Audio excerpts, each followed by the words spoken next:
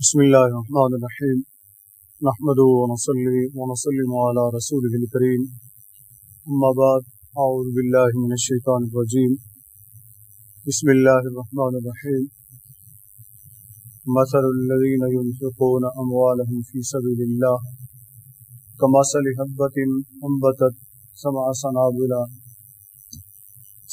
سنابل في كل سنبلة 100 حبة والله يضاعف لمن يشاء والله واسع عليم صدق الله العظيم وصدق رسوله النبي الكريم الأمين قال الله تبارك وتعالى في شان حبيبه إن الله وملائكته يصلون على النبي يا أيها الذين آمنوا صلوا عليه وسلموا تسليما الصلاة والسلام عليك يا سيدي يا رسول الله چھوٹے والے کو تھوڑا کم کریں چھوٹے والے الصلاۃ والسلام علیک یا سیدی یا رسول اللہ وعلی آلک واصحابک یا سیدی یا حبیب اللہ الصلاۃ والسلام علیک یا سیدی یا رسول اللہ وعلی آلک واصحابک یا سیدی یا رحمۃ للعالمین۔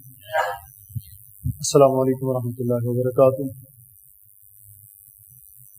ذہن گرامی قدر، موضوع گفتگو جو ہمارا چل رہا تھا وہ ہے اولاد کے حقوق، لیکن آج جس موضوع پر گفتگو کرنی ہے کہ ذی الحجہ مقدس مہینہ گزر رہا ہے اور 18 ذی الحج کو شہادت ہے امیر المومنین داماد رسول خلیفۃ الرسول پیکر شرم و حیا پیکر جود و سخا سیدنا عثمان غنی رضی اللہ تعالیٰ عنہ۔ میں نے مناسب سمجھا کہ آج ہم ان کا ذکر کریں اس دعا کے ساتھ کہ اللہ تعالیٰ ان کے ذکر کو ہمارے لیے باعث نجات بنے۔ یوں تو نبی کریم صلی اللہ علیہ وآلہ وسلم کے سارے صحابہ کرام رضوان اللہ تعالیٰ علیہم اجمعین قابل احترام ہیں، قابل عزت ہیں۔ ہماری وہ اوقات نہیں کہ ہم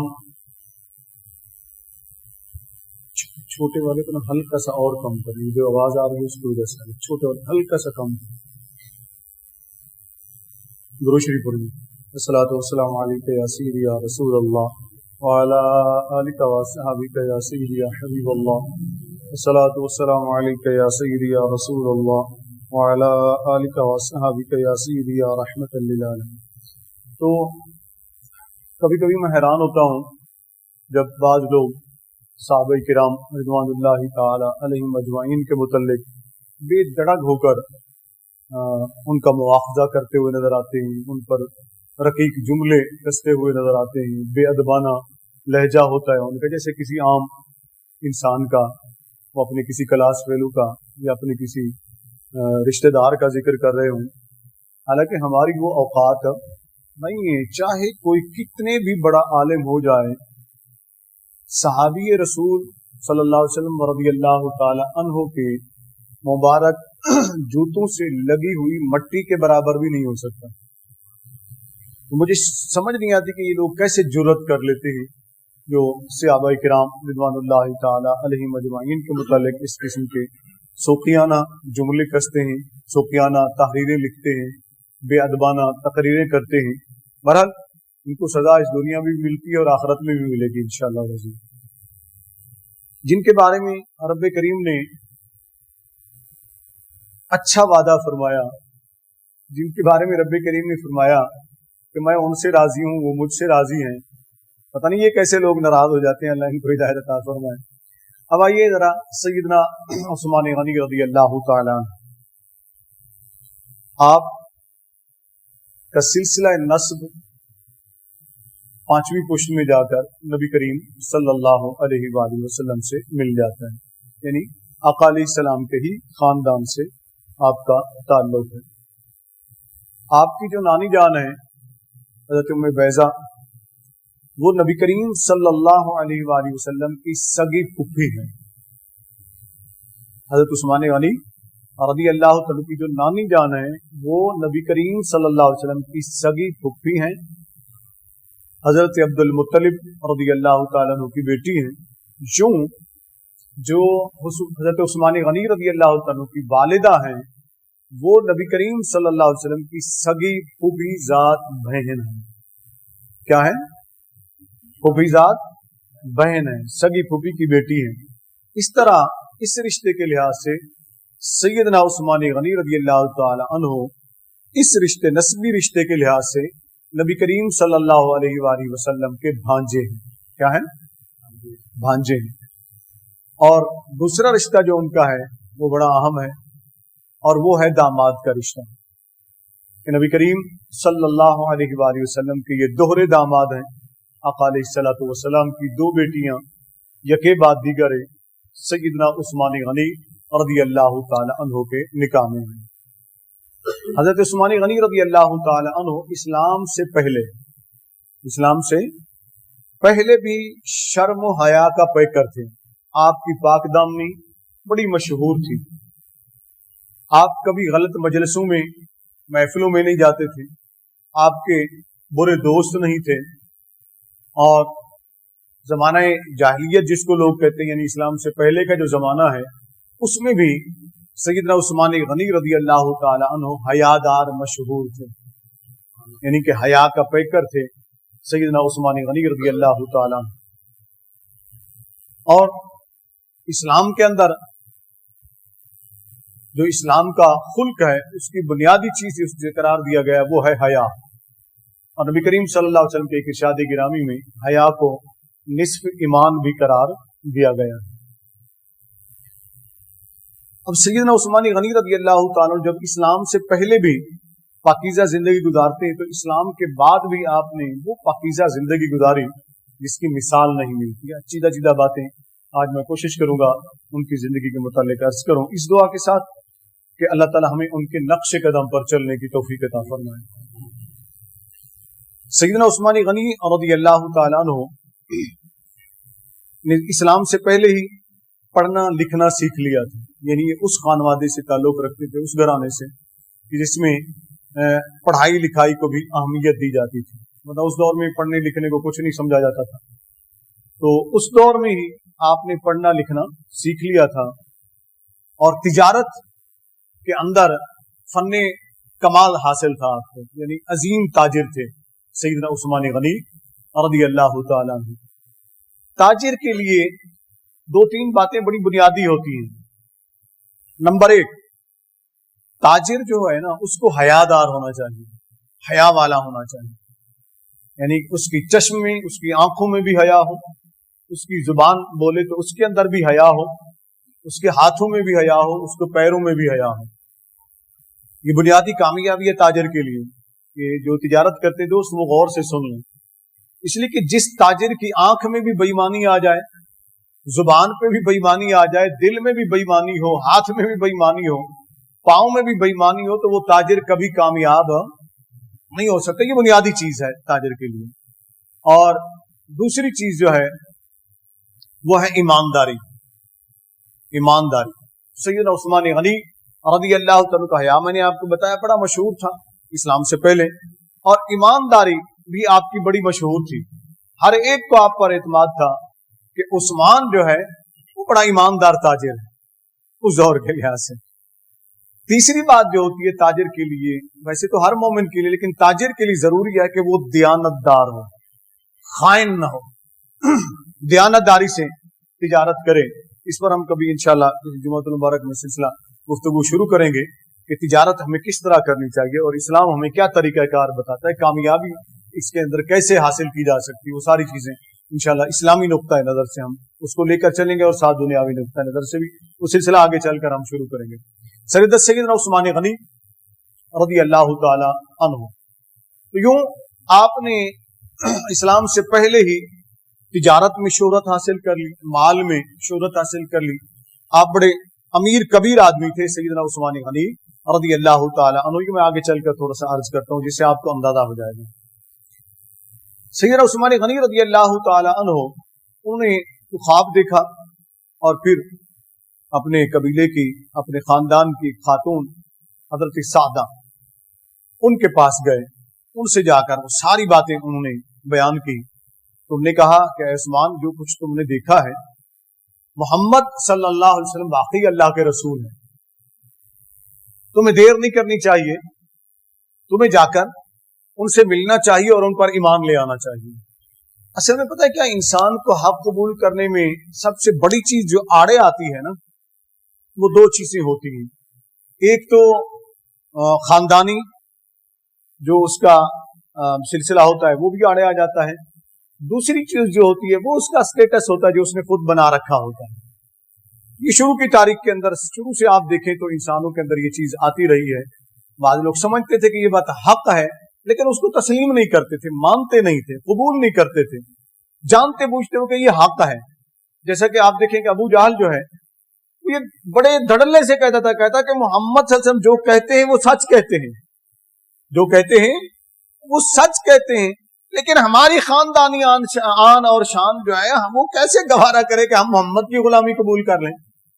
بات سمجھ گئے نا, یہ وہ چیز ہوتی ہے تکبر, غرور, رعونت, خاندانی مسئلے کو لے کر بیٹھ جانا اور حق کو قبول نہ کرنا.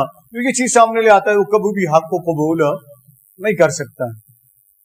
دوسری چیز جو ہوتی ہے وہ ہوتی ہے انسان کی دولت, اسٹیٹس انسان کا جو دولت ہوتی ہے. اگر پیسہ زیادہ ہے, دولت زیادہ ہے, مال زیادہ ہے, تو یہ جس کے پاس بھی آ جائے, یہ آپ کا یا میرا کوئی قصور نہیں ہے, جس کے پاس بھی آ جائے گا. مال جس کے پاس بھی زیادہ آ جاتا ہے, بہت کم لوگ ہوتے ہیں جو اس کو برداشت کر لیتے ہیں. ورنہ جس کے پاس بھی مال آ جاتا ہے نا, میں نے تو بہت سے لوگ دیکھے آنکھوں سے, آپ نے بھی دیکھے ہوں گے, میں ذاتی طور پر بھی جانتا ہوں, آپ بھی بہت سے لوگوں کو جانتے ہوں گے, ان سے ملتا بھی ہوں.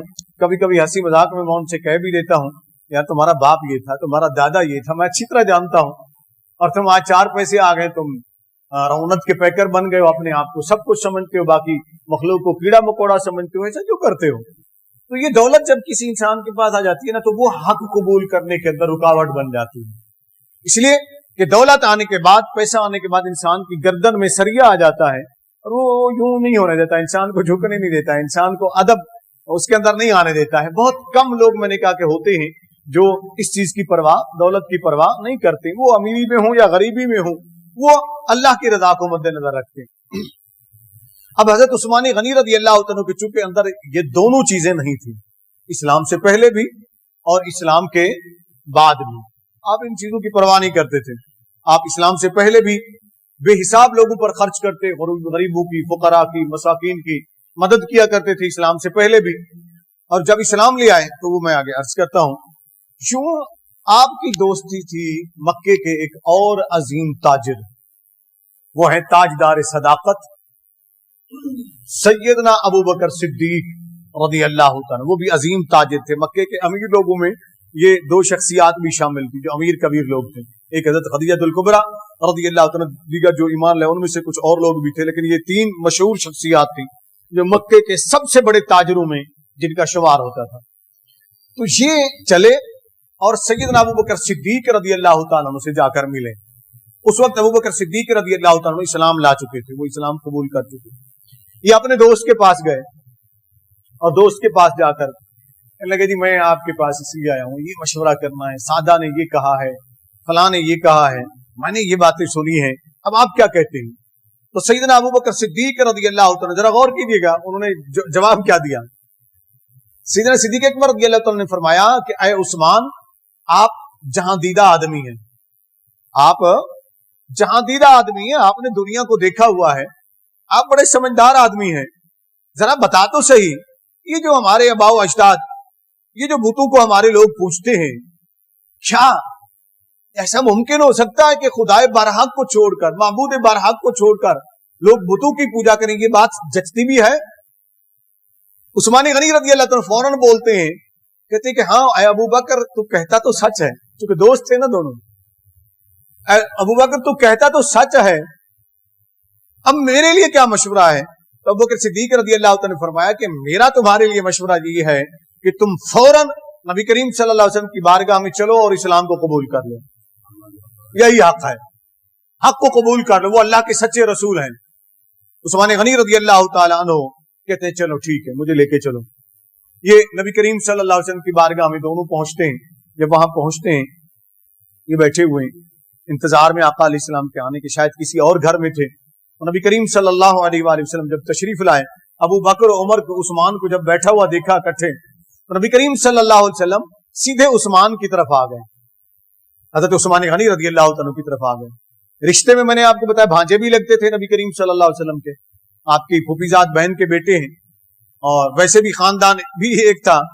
اچھا, بڑی مزے کی بات یہ ہوتی ہے, عمومی یہ دیکھا گیا ہے کہ اکثر انسان کے جو دشمن ہوتے ہیں وہ اپنے ہی خاندان کے لوگ ہوتے ہیں, ٹھیک ہے نا, اپنے ہی خاندان کے لوگ جو ہوتے ہیں وہ بڑے دشمن ہوتے ہیں. اکثر اپنے ہی بن کر لوگ وار کرتے ہیں, اپنے ہی بن کر لوگ دھوکہ دیتے ہیں. تو یہ بڑا مشکل ہوتا ہے انسان کو بچنا ایسی صورتحال کے اندر, اور بڑا سوچ سمجھ کر انسان کو چلنا پڑتا ہے. لیکن اپنوں میں کچھ اچھے لوگ بھی ہوتے ہیں, کچھ پیار والے لوگ بھی ہوتے ہیں, مخلص لوگ بھی ہوتے ہیں, دونوں قسم کے لوگ موجود ہوتے ہیں. تو ابو بکر صدیق جو ہے اپنوں میں, ان کا خاندان بھی وہی, ان کا بھی وہی, تو اپنوں میں ان کے مخلص دوست جو تھے وہ ابو بکر صدیق رضی اللہ تعالیٰ عنہ, یہ بھی ساتھ بیٹھے ہوئے ہیں. نبی کریم صلی اللہ علیہ وآلہ وسلم حضرت عثمان غنی کے قریب آئے اور فرمایا, اے عثمان, تم جنت کیوں نہیں خرید لیتے مجھ سے؟ تم جنت کیوں نہیں خرید لیتے مجھ سے؟ اسلام میں داخل ہو جاؤ, کلمہ پڑھو اور جنت کے حقدار بن جاؤ.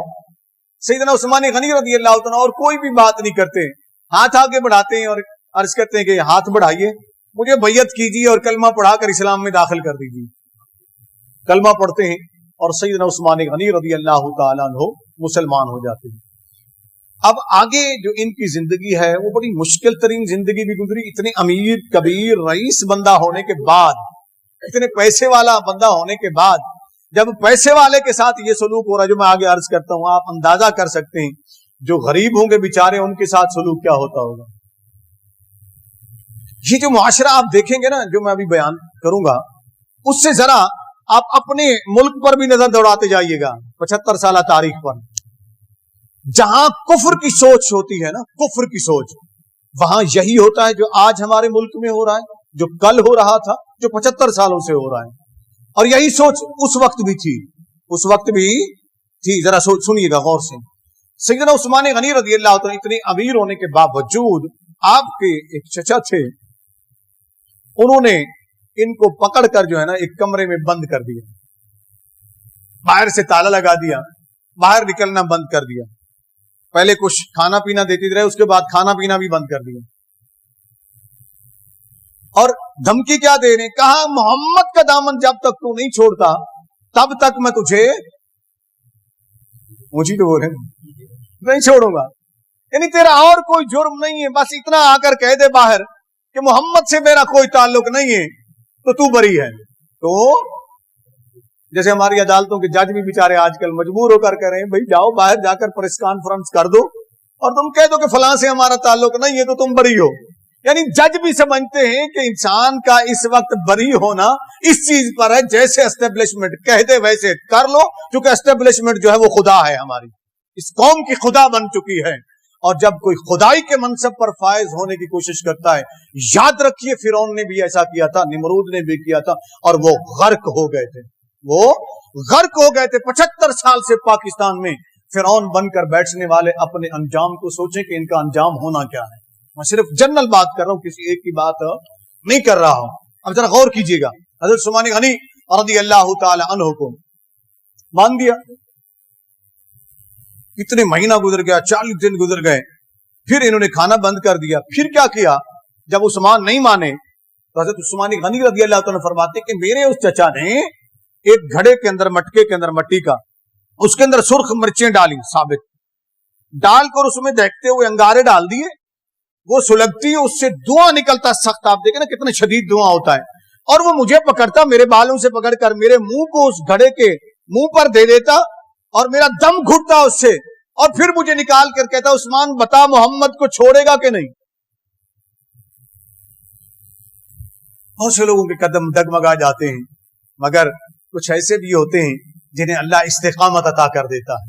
انہیں میں عثمان غنی کا شمار ہے رضی اللہ عنہ.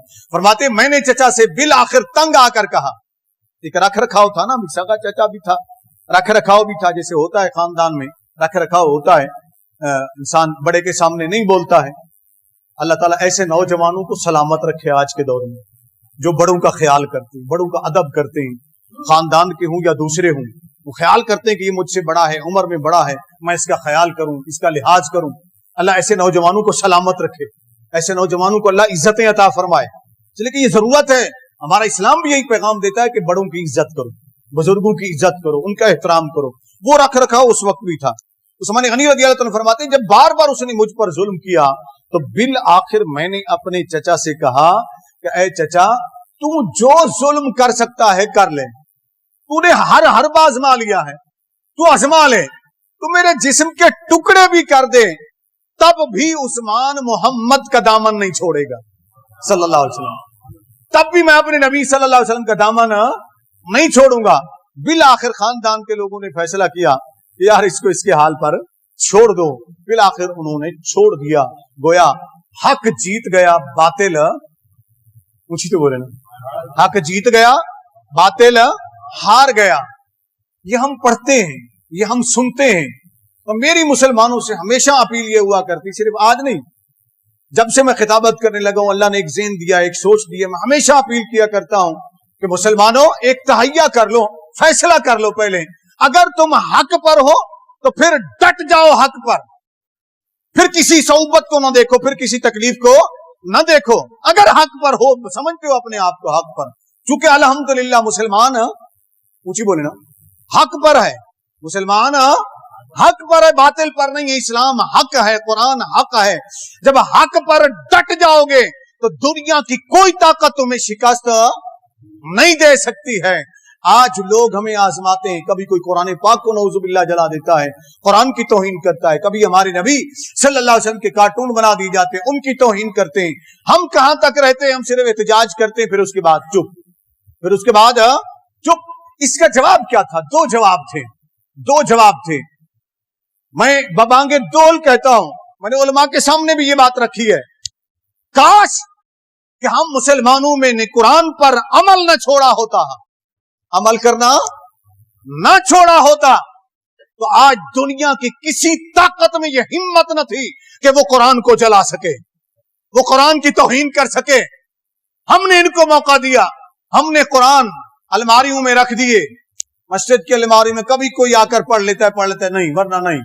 گھروں میں قرآن ہم نے الماریوں میں رکھ دیے، انہیں سسری لگ جاتی ہے، کیڑا کھا جاتا ہے، اور پھر بالآخر اٹھا کر پرانے اوراق ہم اٹھا کر شہید اوراق ان کو کہتے ہیں، ہم مسجد میں ڈال آتے ہیں، فلاں جگہ پر ڈال آتے ہیں جی، دفن کر آتے ہیں جی، کبھی کھول کر اس کو ہم نے پڑھا نہیں ہے۔ یہ مسلمانوں کے لیے لمحہ فکریہ ہے۔ یہ کتاب جو کتاب ہدایت تھی، ہے اور رہے گی، جو رہنما کتاب تھی، ہے اور رہے گی، مگر مسلمان نے اس سے اپنا رشتہ چھوڑ دیا، اس سے اپنا رشتہ چھوڑ دیا۔ اور میں کہا کرتا ہوں کہ جس سے تمہیں عزت ملنی تھی، اس سے تم نے تعلق توڑ دیا ہے، تو پھر تمہیں عزت ملے تو کیسے ملے؟ جس سے نسبت جوڑ کر تمہاری ایک دھاک بیٹھی تھی، تمہاری ایک تاریخ بنی تھی، تم نے دنیا پر حکمرانی کی تھی، وہ کیا تھا؟ وہ اسی قرآن پر عمل کر کے صحابہ کرام رضوان اللہ تعالی علیہ مجمعین نے پوری دنیا کے اوپر سلطنت کی تھی۔ ان کے پاس کوئی ایٹم بم تو نہیں تھا نا، ان کے پاس کوئی میزائل تو نہیں تھے نا، ان کے پاس کوئی زیادہ تلواریں تو نہیں تھی نا، وہ ایمان کی قوت تھی۔ وہ قرآن کے عملی پہلو کو سمجھے، اس پر عمل کیا، اور عمل کرنے کے بعد دنیا پر چھا گئے۔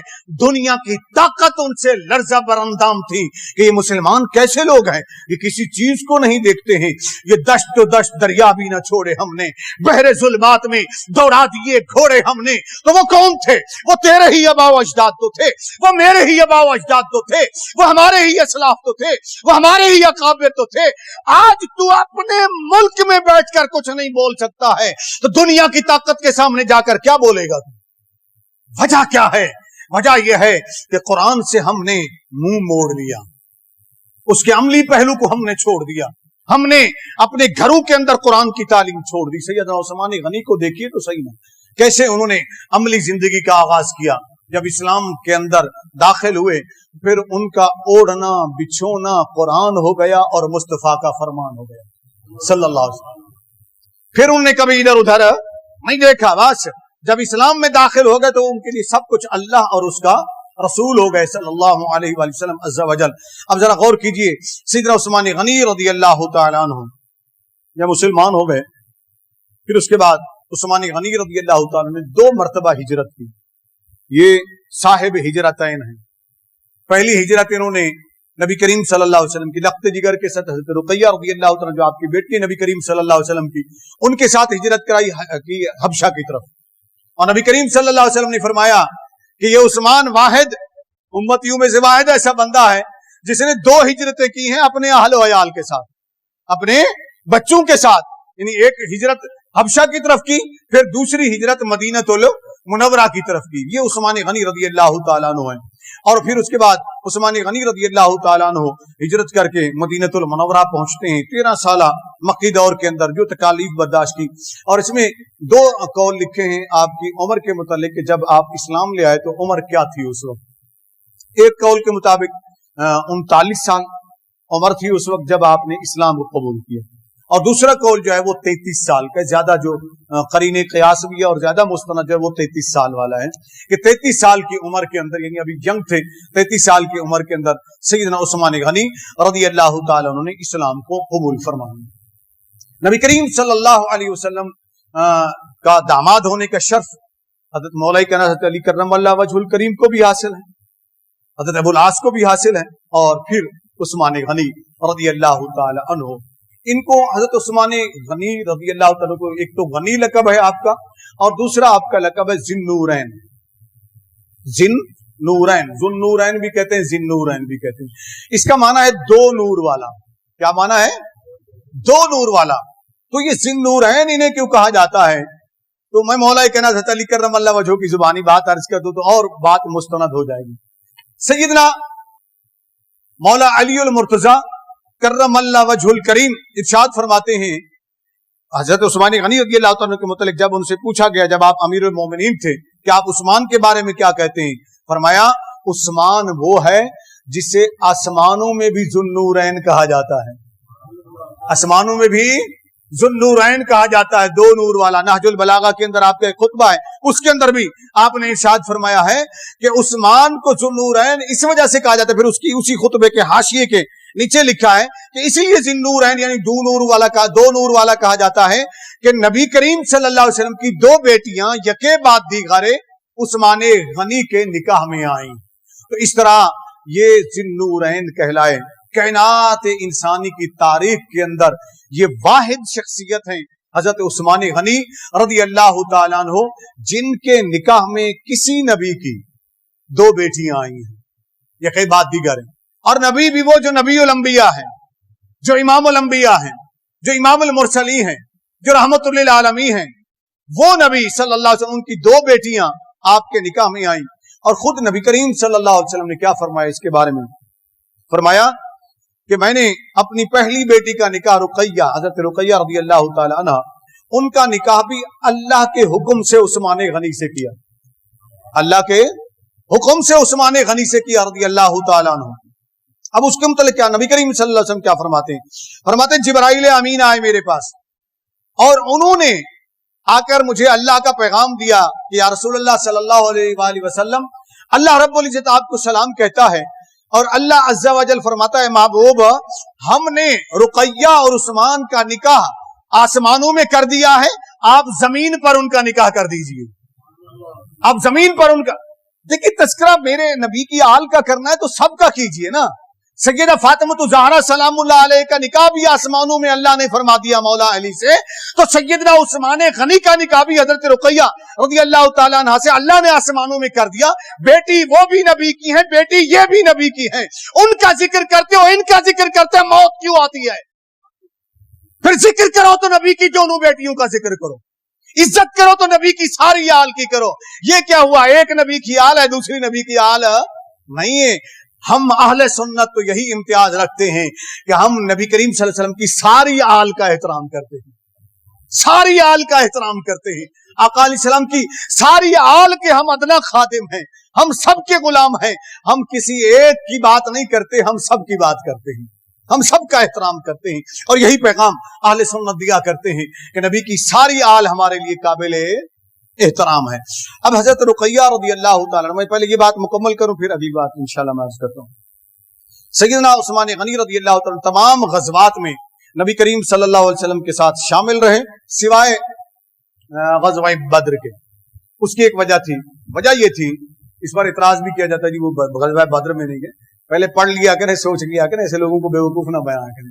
سیدنا عثمان غنی رضی اللہ تعالیٰ اس وقت تیار ہوئے جانے کے لیے ساتھ، لیکن گھر میں حضرت رقیہ سلام اللہ علیہ جو نبی کریم صلی اللہ علیہ وسلم کے لخت جگر ہیں، بیٹی ہیں، وہ بیمار تھی.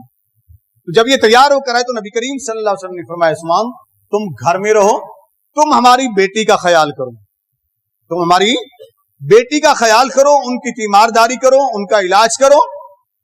تمہیں میں گارنٹی دیتا ہوں کہ تمہیں بدر میں شریک ہونے والوں کا پورا پورا اجر اور حصہ ملے گا.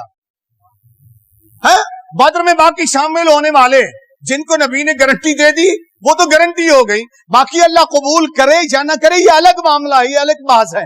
لیکن عثمان غنی تو وہ ہے جن کو نبی نے فرما دیا صلی اللہ علیہ وسلم، فرمایا عثمان تمہیں پورا اجر اور پورا حصہ ملے گا بدر میں شریک ہونے والوں کا. تو یہ وجہ بنی تھی اور یہ وہاں رک گئے. جب وہاں رکے تو بدر میں جب مسلمانوں کو فتح ہو گئی، جس دن فتح ہوئی اس فتح کا جب پیغام آیا اسی دن حضرت رقیہ رضی اللہ تعالیٰ عنہ کا انتقال ہو گیا.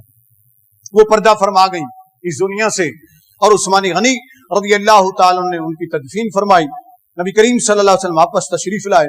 آقا علیہ الصلوۃ والسلام جب واپس تشریف لائے تو مسجد نبوی کے اندر میرے نبی صلی اللہ علیہ وآلہ وسلم جلوہ فرما ہے.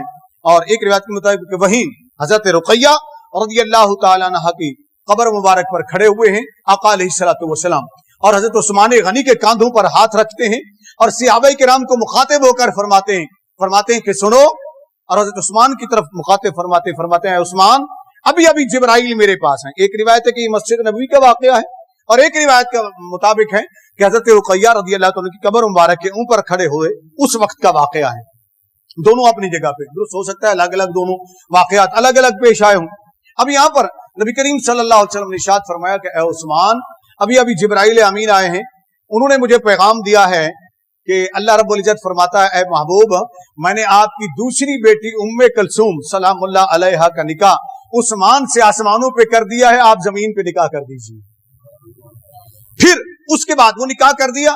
جب حضرت ام کلثوم سلام اللہ علیہا کا انتقال ہو گیا تو نبی کریم صلی اللہ علیہ وسلم مولا کائنات حضرت علی کرم اللہ وجہ بھی راوی ہیں، دیگر صحابہ کرام رضوان اللہ تعالی علیہ مجمعین بھی راوی کے فرماتے ہیں نبی کریم صلی اللہ علیہ وسلم نے مسجد نبوی کے منبر پر کھڑے ہو کر فرمایا کہ اے میرے صحابہ کاش میری اور بیٹیاں ہوتی تو یقین بات دیگر ہے وہ بھی میں عثمان کے نکاح میں دیتا، اگر میری 40 بیٹیاں بھی ہوتی تو میں یقین بات دیگر ہے عثمان غنی کے نکاح میں دے دیتا، مگر میری کوئی اور بیٹی اس وقت نہیں ہے. اتنا پیار تھا عثمان غنی رضی اللہ تعالی عنہ سے نبی کریم صلی اللہ علیہ وآلہ وسلم کو.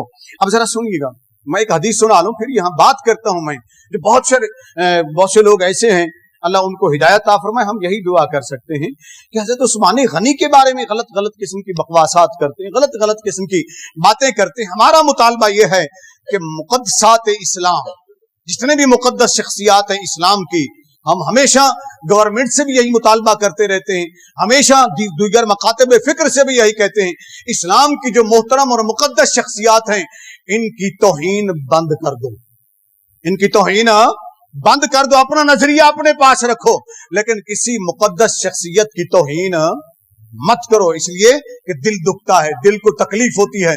پھر ہم جواب دیں گے تو پھر آپ کہیں گے کہ یہ فرقہ پرستی ہے. تو جب تم بکواس کر رہے ہوتے ہو اس وقت فرقہ پرستی تمہیں نظر نہیں آتی ہے کہ اتنے مقدس شخصیات کے بارے میں نعوذ باللہ تم کیا کیا الفاظ کہتے ہو، کہتے ہوئی بھی زبان لرزتی ہے اور دل دکھتا ہے کہ کیسے یہ لوگ گوارا کر لیتے ہیں کہ جو اپنے باپ کے متعلق وہ لفظ نہیں کہہ سکتے وہ صحابہ کے بارے میں کہہ دیتے ہیں. استغفر اللہ. اب حضرت عثمان غنی رضی اللہ تعالیٰ عنہ کے متعلق ایک حدیث پاک اور سنیے. ام المومنین سیدتنا عائشہ صدیقہ رضی اللہ تعالیٰ عنہ ارشاد فرماتی ہیں کہ نبی کریم صلی اللہ علیہ وسلم گھر میں تشریف فرماتے بے تکلف ہو کر لیٹے ہوئے تھے، ٹیک لگا کر سرانے کی یا تکیے کی ٹیک لگا کے یا رضائی کی جو بھی چیز تھی پیچھے رکھی ٹیک لگا کر لیٹے ہوئے تھے. آپ کا تہ بند مبارک جو ہے، چادر مبارک تہ بند جو ہے وہ پنڈلی سے تھوڑا سا ہٹا ہوا تھا. آپ لیٹے ہوئے تھے، دروازے پہ دستک ہوئی پوچھا گیا کون؟ تو جواب آیا کہ ابو بکر صدیق رضی اللہ تعالیٰ. آپ نے اجازت دے دی، فرمایا بلا لو ان کو. آپ اسی طرح بے تکلفانہ لیٹے رہے. تھوڑی دیر کے بعد پھر دستک ہوئی، تو اس دوران آواز آئی عمر رضی اللہ تعالیٰ عنہ. عمر ہوں.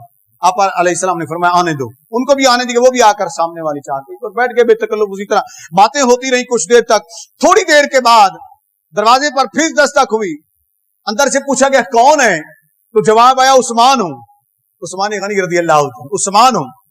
تو نبی کریم صلی اللہ علیہ وسلم نے دروازے پر کھڑے ہوئے شخص سے فرمایا ٹھہرو، ابھی مت کھولنا، ابھی مت کھولنا. آقا علیہ السلام اٹھے، اٹھ کر بیٹھ گئے، اپنی چادر مبارک کو بالکل سیدھا کیا، سیدھا کر کے سیدھے ہو کر بیٹھ گئے. فرمایا اب دروازہ کھول دو، اب آنے دو عثمان کو. دروازہ کھول دیے گا. حضرت عثمان غنی رضی اللہ تعالیٰ وہ بھی ساتھ ان دونوں کے بیٹھ کے بات چیت ہوتی رہی. کافی دیر بات چیت ہوئی، اس کے بعد وہ چلے گئے اپنی اپنی بات کر کے. تینوں چلے گئے. ام المومنین عائشہ صدیقہ رضی اللہ تعالیٰ عنہ فرماتی ہے میں نے عرض کی یا رسول اللہ صلی اللہ علیہ وآلہ وسلم میرے ابا ابو بکر آئے تو آپ اسی طرح بے تکلف لیٹے رہے. عمر فاروق آئے تو آپ اسی طرح بے تکلف لیٹے رہے، آپ باتیں کرتے رہے ان سے. جب عثمان آئے رضی اللہ تعالیٰ فوراً آپ نے اپنی تائے بند مبارک چادر مبارک بھی سیدھی فرما لی، پنڈلی کو اس کو بھی ڈھانپ لیا اور سیدھے ہو کر بیٹھ گئے. تو میرے آقا کریم علیہ السلام نے فرمایا عائشہ میں کیوں نہ اس سے حیا کروں جس سے فرشتے بھی حیا کرتے ہیں. میں کیوں نہ اس کا حیا کروں جس کا حیا فرشتے بھی کرتے ہیں. ایک روایت کے مطابق نبی کریم صلی اللہ علیہ وسلم نے فرمایا کہ عائشہ میرا عثمان بڑا حیادار ہے، ابو بکر و عمر سے میری بے تکلفی ہے، باتیں ہوتی رہتی ہیں.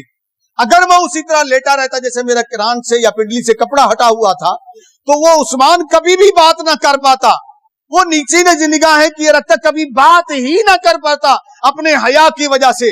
اس لیے میں اٹھ کر بیٹھ گیا تاکہ وہ بے تکلف ہو کر بات کر سکے مجھ سے. یعنی عثمان غنی وہ ہے جس کا حیا فرشتے بھی کرتے ہیں، جس کا حیا اللہ کا رسول بھی کرتا ہے صلی اللہ علیہ وآلہ وسلم. پھر میں کیا کہوں اس شخص کے بارے میں جو اپنے آپ کو امتی بھی کہے اور بھونکے بھی عثمان غنی پر، جس کا حیا فرشتے کریں، جس کا حیا اللہ کے نبی صلی اللہ علیہ وسلم کریں، اور یہ بدبخت اس عثمان غنی کا حیا نہ کرے تو پھر میں کیسے ایسے بدبختوں کا حیا کر جاؤں؟ کیسے ایسوں کا حیا کیا جائے؟ کیسے نہ پھر ان کو جواب دیا جائے جو بھونکتے ہیں عثمان غنی کے بارے میں نعوذ باللہ، اپنے کتوں کا نام عثمان رکھ دیتے ہیں، اپنی سڑکوں کے نام پر سڑکوں پر عثمان لکھ دیتے، نیچے زمین کے اوپر اپنے پاؤں کے پنجوں کے اوپر عثمان غنی کا نام لکھ دیتے ہیں. سمجھ جائیے گا کہ یہ کون لوگ ہیں. پھر دل دکھتا ہے، پھر تکلیف ہوتی ہے، پھر ہم بولتے ہیں تو تم کہتے ہو یہ فرقہ پرستی ہے. یہ فرقہ پرستی نہیں ہے، یہ غیرت ایمانی ہے. تیرے باپ کو کوئی گالی دے تو تو برداشت نہیں کر سکتا، اور نبی کے یاروں کو تم گالی دو تو ہم خاموش رہے. یہ نہیں ہو سکتا ہے، یہ گوارا نہیں ہو سکتا. ذرا سنیے گا، میں تھوڑا سا ان مولویوں کا بھی آپ کو سامنے آپریشن کر دوں، آپ کو تھوڑا سا سمجھا دوں، بتا دوں، جو ان چیزوں کو پیچھے ڈال کر صرف اپنی سیاست چمکانے کے لیے، اور کچھ پیر، میں ان کو پیڑ کہتا ہوں، پیر نہیں کہتا ہوں، یہ اپنی پیری چمکانے کے لیے صحابہ کو بھونکنے والوں کے ساتھ جا کر بیٹھ جاتے ہیں، بڑے فوٹو سیشن بھی کرواتے ہیں، بڑی باتیں بھی کرتے ہیں. وہ جی ہمیں ملت کا درد ہے، جی آؤ ذرا نبی کی بارگاہ میں چلیں، نبی کریم صلی اللہ علیہ وسلم کی بارگاہ میں چلتے ہیں. میرے خیال ہے یہ لوگ اپنے آپ کو نبی صلی اللہ علیہ وسلم سے بڑا ٹھیکیدار سمجھتے ہیں. اب ذرا غور سے سنیے گا. میرے نبی صلی اللہ علیہ وسلم کی بارگاہ میں حضرت جابر نبی کریم صلی اللہ علیہ وسلم کے عظیم صحابی فرماتے ہیں نبی کریم صلی اللہ علیہ وسلم کی بارگاہ میں ایک جنازہ لایا گیا. جامع ترمذی کی حدیث پاک ہے، سیاستہ کی. کوئی مولوی یا کوئی پیر کہہ دے مجھے آ کر بتا دے کہ یہ روایت غلط ہے تو میں اس کے جوتے میں بھی پانی پیوں گا، ورنہ پھر اس کے بعد اگر حدیث صحیح ہے تو پھر اس مولوی اور اس پیر کو کہتا ہوں جی تو یہی چاہتا ہے اتارے جائیں جوتے اور تم جیسے لوگوں کے سروں پر مارے جائیں. تم ہو ہی اس قابل، تم نے اسلام کو بدنام کر کے رکھ دیا، سنیت کو بدنام کر کے رکھ دیا. ذرا سنیے گا، غور سے سنیے گا، پتہ نہیں کہاں ایسے لوگوں کی غیرت مر جاتی ہے. فرماتے ہیں نبی کریم صلی اللہ علیہ وسلم کی بارگاہ میں ایک جنازہ لایا گیا. نبی کریم صلی اللہ علیہ وسلم کو عرض کی گئی کہ یا رسول اللہ صلی اللہ علیہ وسلم آپ جنازہ پڑھائیے. اب ذرا غور کیجیے گا، یہ وہ نبی ہیں جو لوگوں کو جنازے کے لیے نصیحت فرماتے تھے، حکم فرماتے تھے کہ مسلمان کے جنازے میں شریک ہوا کرو. उसके में जनाजे मुसलमान के जनाजे में शरीक होना मुसलमान का हक है, और जो शरीक होता है उसके लिए दुआ करता है उसकी बख्शिश होती है, और जो जनाजे में शिरकत करता है इसकी भी बख्शिश हो जाती है।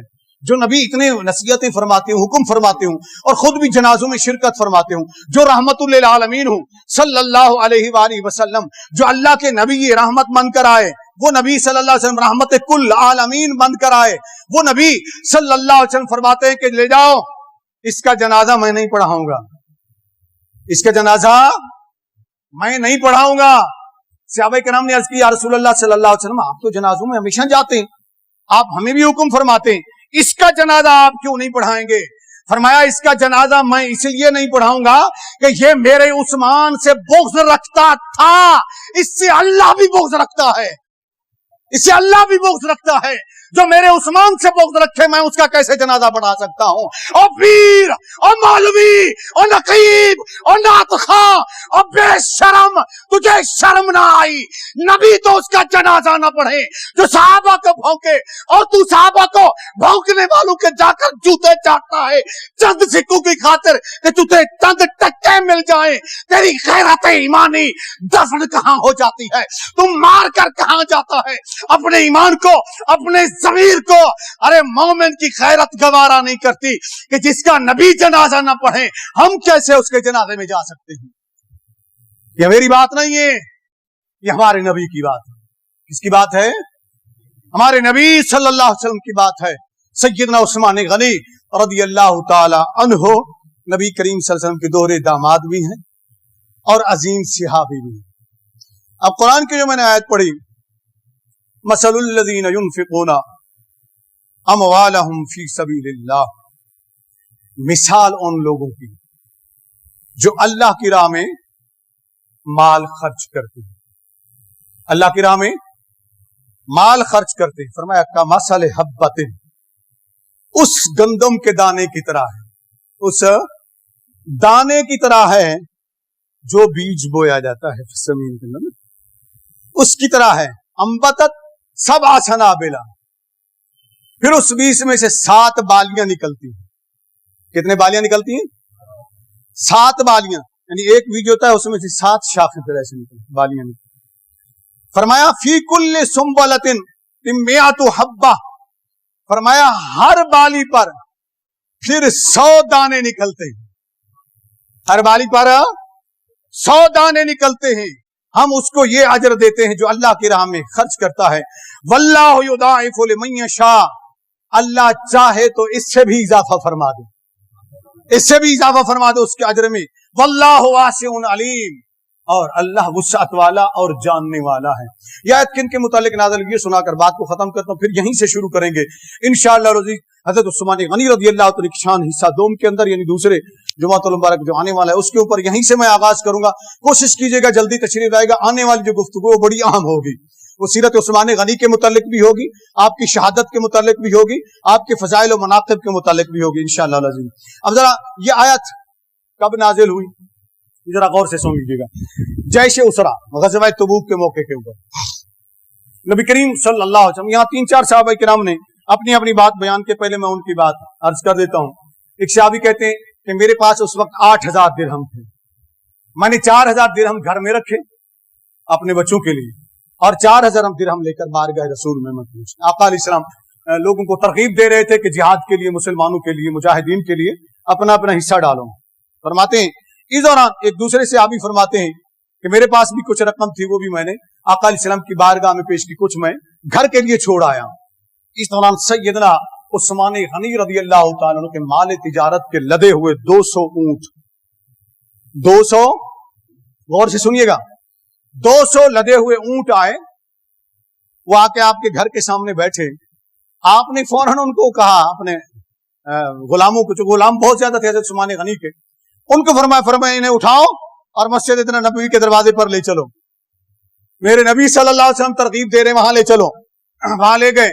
सैयदना उस्मान गनी रज़ियल्लाहु ताला वहां गए और सामने खड़े होकर अर्ज की या रसूल अल्लाह। जब दोबारा तरगीब दिया आका अलैहिस्सलाम ने, बार बार तरगीब दी अल्लाह की राह में खर्च करने की, तो सैयदना उस्मान गनी फिर खड़े हो गए, अर्ज की या रसूल अल्लाह सल्लल्लाहु अलैहि वसल्लम, ये 200 ऊंट ममा पालान बमा सामान, जितना भी तिजारत का सामान 200 ऊंटों के ऊपर कुछ तो होगा ना, ذرا دل پر ہاتھ رکھ کر جو ہم اللہ کی راہ میں 10 روپے دیتے ہوئے بھی ہمیں تھڑکنی لگ جاتی ہے, کانپنے لگ جاتے ہیں, کیسے دے دیں جی, کیسے دے دیں. جو لوگ یہ ایسا کرتے ہیں ان کے لیے پیغام ہے, جو دیتے ہیں وہ تو دیتے ہیں نا, اللہ ان کو جزائے خیر عطا. ذرا غور سے سنیے گا. حضرت عثمان غنی, یا رسول اللہ یہ بما ساز و سامان یہ سارے کے سارے میں نے پیش کر دیے. بیٹھ گئے, آقا علیہ السلام نے پھر ترغیب دلائی. عثمان غنی پھر کھڑے ہو گئے, عرض کی یا رسول اللہ 100 اونٹ اور بما ساز و سامان کے وہ بھی دوں گا. پھر بیٹھ گئے. آقا سے میں بار بار ترغیب دی, یہاں تک کہ عثمان غنی رضی اللہ تعالیٰ عنہ 900 اونٹ اور 100 گھوڑے, بعض نے لکھا کہ پورے 1000 اونٹ. انہوں نے کہا جی بما پالان کے, بما ساز و سامان کے, بما ساز و سامان جتنا وہ اٹھا سکیں گے وہ 1000 اونٹ میں اللہ کی راہ میں پیش کروں گا, میں پیش کر دوں گا یا رسول اللہ صلی اللہ علیہ وسلم. اس کے بعد حضرت مرہ بن کعب رضی اللہ تعالیٰ عنہ فرماتے, ایک اور صحابی بیان فرماتے, دیگر صاحب نے بیان فرمایا عثمان غنی اٹھے, اپنے گھر کے اندر تشریف لے گئے. وہاں سے 1000 دینار, درہم چاندی کے ہوتے تھے, دینار سونے کے ہوتے تھے, دینار سونے کے ہوتے تھے. 1000 دینار جو اس دور میں 5.5 کلو سونا بنتا تھا. کتنے, آنکھیں نکل آئیں گی باہر, 5.5 کلو سونا بنتا تھا اس دور میں.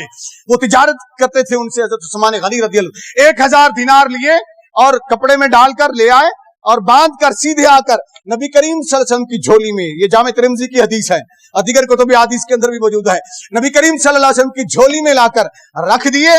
رکھنے کے بعد عرض کی یا رسول اللہ صلی اللہ علیہ وسلم وہ 1000 اونٹ بما ساز و سامان وہ بھی اسی طرح ہوں گے, اور 1000 دینار یہ ہیں, یعنی 5.5 کلو سونا یہ بھی میں نے پیش کر دیا اللہ کی رضا کے لیے, مجاہدین اسلام کے لیے.